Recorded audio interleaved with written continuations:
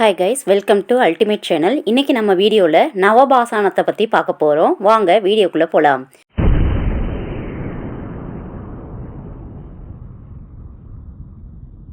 நவபாசானம் என்பது சித்தர்கள் உருவாக்கிய ஒரு கட்டுப்பாடு கொண்ட கற்களை கொண்ட கட்டுமானமாகும்.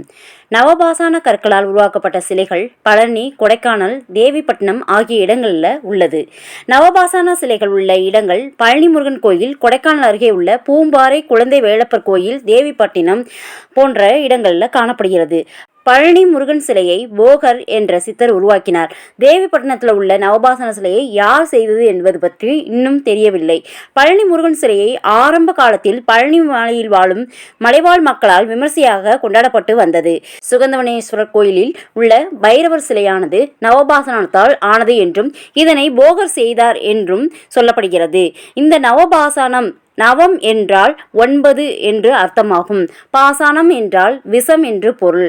நவபாசானம் என்பது 9 வகையான விஷங்களை முறைப்படி சரியான விகிதத்தில் கலந்ததால்தான் அது ஒரு அரிய மருந்தாகவும் விளங்கியதாக கருதப்படுகிறது.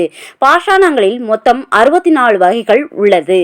இந்த நவபாசானத்தினுடைய பயன் என்ன என்றால், நவகிரக தோஷங்கள், நவகிரக பரிகாரம், நவகிரக திசைகளில் தாக்கங்களால் பாதிக்கப்பட்டவர்கள் அந்த பாதிப்பிலிருந்து மீண்டு வர நவபாஷான சிலை வழிபாடு நல்ல பலனை தருவதாக கூறப்படுகிறது. நவபாஷான சிலைக்கு செய்யப்படும் அபிஷேக நீரை குடித்தால் தீராத நோயும் தீர்ந்துவிடும் என்கிறார்கள் பக்தர்கள். விஷம் என்று சொல்லக்கூடிய பாஷானம் மொத்தம் 64 உள்ளது. இவற்றில் நீலி பாசானம் மற்ற 63 பாஷானங்களை விட விஷத்தன்மையை முறியடிக்கக்கூடிய ஆற்றல் மிக்கதாக உள்ளது. இந்த 64 பாஷானங்களில் 9 வகையான விஷயங்களை பயன்படுத்தி, விதிமுறைகளை பயன்படுத்தி சித்தர்கள் சிலைகளை உருவாக்கினர் என்று கூறப்படுகிறது. நவபாசானம் என்பது சித்தர்களுடைய மரபு அறிவியல் ஆகும்.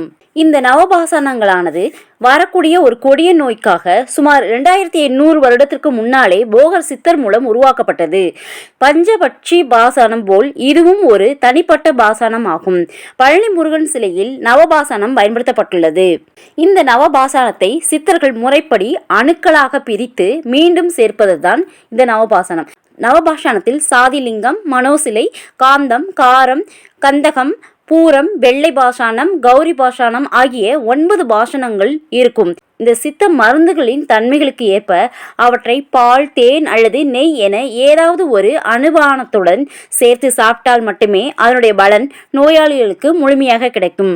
பழனி முருகன் சிலையில் நவபாசனம் வைக்கப்பட்டுள்ளது என்று கூறப்படுகிறது. இதில் நவபாசன கட்டு என்ற ஒன்று உள்ளது.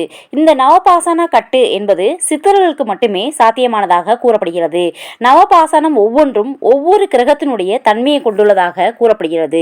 இந்த பாசானத்திலிருந்து உருவாகும் சூட்சுமமான கதிர்வீச்சானது கட்டுபவரினுடைய மனோநிலையை பொறுத்ததாக உள்ளது. இது நவபாசனத்தால் கட்டி உருவாக்கப்படும் சிலைகள், தெய்வ சிலைகளானது நவகிரகத்தினுடைய ஆற்றலை பெற்றுவிடுகின்றன என்று சித்தர்கள் நம்புகிறார்கள். இந்த வீடியோ உங்களுக்கு பிடிச்சிருந்துச்சுன்னா லைக் பண்ணுங்கள், ஷேர் பண்ணுங்கள், சப்ஸ்கிரைப் பண்ணுங்கள். தேங்க்யூ.